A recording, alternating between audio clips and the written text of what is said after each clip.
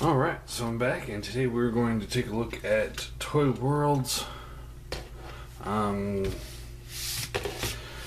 do they call him? Brainwave, I think. It's Brainstorm. G1 Brainstorm, the Headmaster. And I have looked at the Fans Project version of this figure. And you can clearly see that there's a lot of difference in between that one and this one. They are completely different designs, which is really, really cool. It's not like one just ripped off the other. They are both ripping off Hasbro, but that's a different argument for a different day. But yeah, one thing I really like about this this version that I think it beats the Fans Project one at is the fact that this is very, very, very clearly an X-Wing. And I am a Star Wars fan. I would say I'm more of a Trekkie than Star Wars fan. I've said that before, but still, I mean, I really like Star Wars. I really like it. If we could get more things like this, I really did not. I really wanted to like the Star Wars crossover line, but I ended up not liking it because they just did it wrong. I think they would have been better off doing things like this, making an X-Wing that turns into Brainstorm. That's a great idea. You know, maybe making TIE Fighters turn into the Seekers. That would have been good, not TIE Fighters turning into Darth Vader, because there's only so many Darth Vaders you want on your shelf. And trying to incorporate the Star Wars actual actors and such, and characters into that was just really, really bad move, I thought. Anyway, let's talk about the figure at hand. So yeah, you can see definitely X-Wing. He's got this fold-up landing gear, which is more like the sleighs, kind of. They're not wheels, so and then that's what the X-Wings had too. And then yeah, you can, once you have the landing gear up, you can spread those wings out a lot more, or you can fold them in together, keep them straight. Again, like the X-Wing. But yeah, it's really cool. I really dig it. It's pretty cool. Now the Fans Project Jet mode was also pretty cool. I would say this one, in my opinion, beats it because it has the X-Wing aesthetics, and that one did not. That's really all there is to show in this mode. So let's get him into robot mode. So first thing we want to do is open this up, and you gotta move his legs back a little bit. Unplug the wings from the sides of the legs, and then you can move this back, and then that gives you clearance to pull the Headmaster out. And we'll set this off to the side for just a moment and take a look at the little Headmaster dude. So there he is. Pretty cool. He is more posable than the Fans Project ones. Ball joint at the shoulder. Ball joint hip, ball joint and knee. That's pretty much all there is to him. But unlike the Fans Project, this face doesn't like kind of mush together and look a little bit more collapsed. It is very clearly just a head on the back. And he's got light piping, but there's no way for it to shine through. So I think that was a poor decision. Do that. I would have rather see it like painted a nice bright blue paint. But you take the legs, rotate the knee around, and then you just fold this in, and that's it. There's the head. Very simple design. Let's go back to here real quick. Put this back into jet mode. So yeah, there he is. And let me show you off against the Seeker mold. So you can see how he stacks up there. He's significantly bigger than the Seeker Jet, as you can see. So anyway, back to transformation. So you want to take this wing section right here, and you pull this up, flip this out of the way, and do the same thing over here. Just gonna fold this out of the way. You take the legs, you fold these down, pull the knees up, and then these will there's little tabs right here and here. You can't really see it because of the light, but there's little tabs right there and there that will plug into these little slots up here. And it's not a very tight fit, but there's also little tabs here and here that will plug into these little vents here.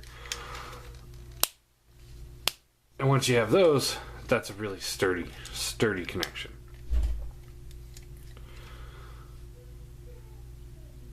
Then you want to open up the foot here, like this. Pull back the heel spur. So, and there you got his feet. Pretty simple. For the arms, you want to take these guns off. Set those off to the side. There we go. Split this section here, and then just kind of pull it out. This rotates forward, so this is facing the front.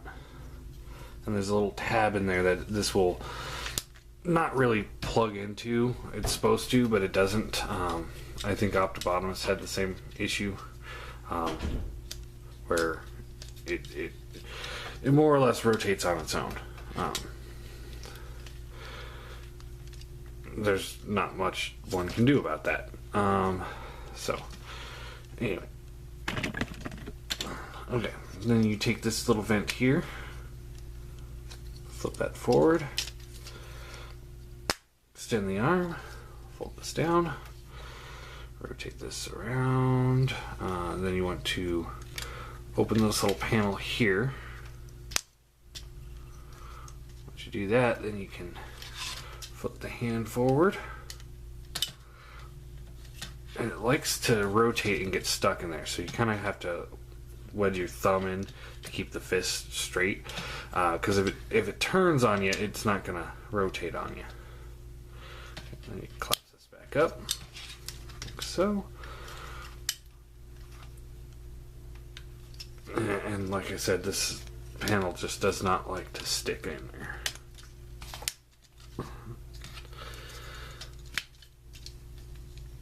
So collapse this in,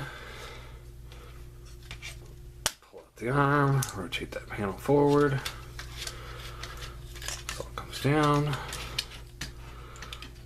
flip this panel open, rotate the hand out.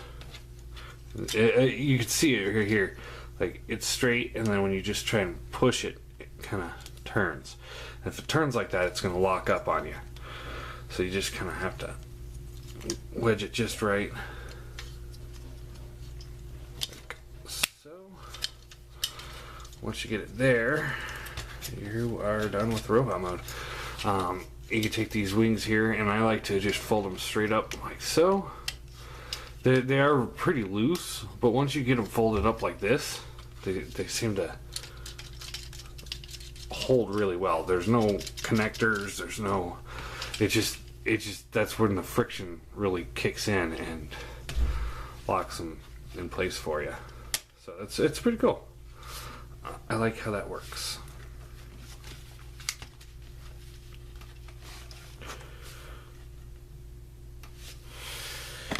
And there you have Brainstorm, or whatever they call it, in robot mode. Take the head here, and it just plugs in just like so. And there you go.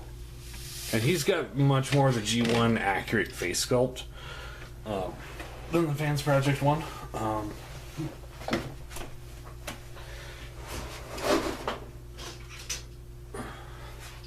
I wanted to grab Hardhead too.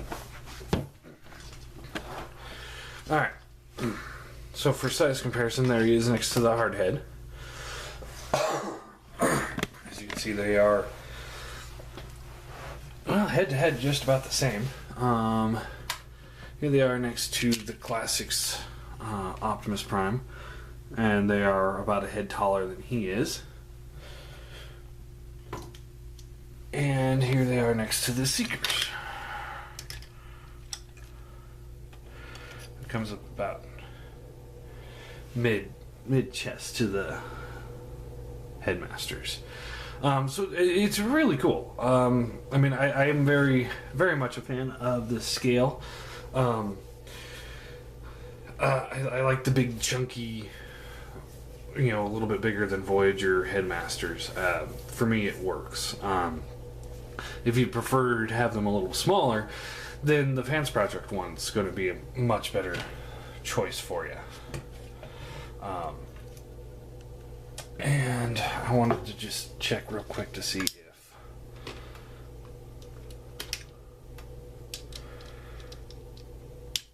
and yes, you can interchange the heads. That is an important thing to me. I don't know about the rest of you, but when I had Headmasters as a kid, I was flipping their heads around all the time. Hell, even if they weren't Headmasters, I was still flipping their heads around. Anyway, so for posability, his head does rotate. Shoulders can go up and down at 2 points because of that bit that doesn't quite want to stay in there. They go in and out, swivels at the bicep, and it's really not that much of a problem. I think Optimus even said that too, but I mean, seriously, if this panel doesn't move, you still have full range of motion on the arm. You're just moving it in a different spot. So it's almost a pointless piece, to be honest. Bends at the elbow. Hands do rotate. He's got a waist swivel. Legs can go up, back. There's a little piece right here that this does rotate a little bit. Legs go in and out. Swivels at the thigh. Bends at the knee. And the foot, it's got a pivot outwards, pivot right here, and a pivot at the heel. So he's a fairly posable guy. As far as weapons go, you can store these things. You can store them on the wings if you want. The outsides and the inside has the port for them. You can also store them on the back of his forearms, like they were in ship mode. And of course, he can hold them. And down here, this little green panel here pulls out. It's like a little dagger type thing. You can either have them hold like this, or hold like this. And mine didn't come with these. I actually had to contact Big Bad Toy Store and it's like, hey, I'm missing some parts. And they're like, okay. And they sent me new ones. So, really easy to deal with that. So, yeah, I really dig this guy. He is better engineered than the Hardhead. He doesn't have. I mean, the shoulder problem is the only problem, and for me, it's not even a problem. He's not made. His joints aren't made with clear plastic, like Hardheads are. So I'm not worried about that at all. It's like they made the Hardhead and then was like, oh hey, this isn't gonna work, and fixed it for their next release. Oh, and this little panel right here does open up. You can see some inner workings. I mean, other than that, he's a pretty solid figure. Engineering-wise, he's not as good as the Fans Project one. I will forever say that Fans Project one's probably one of the best deluxe scaled for third-party figures of all time.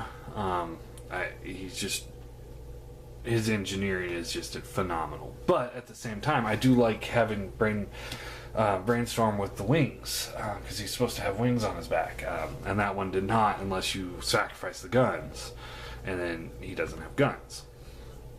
So, up to you.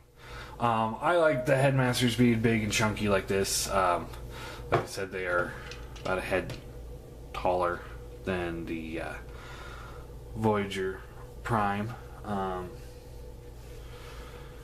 So I like it.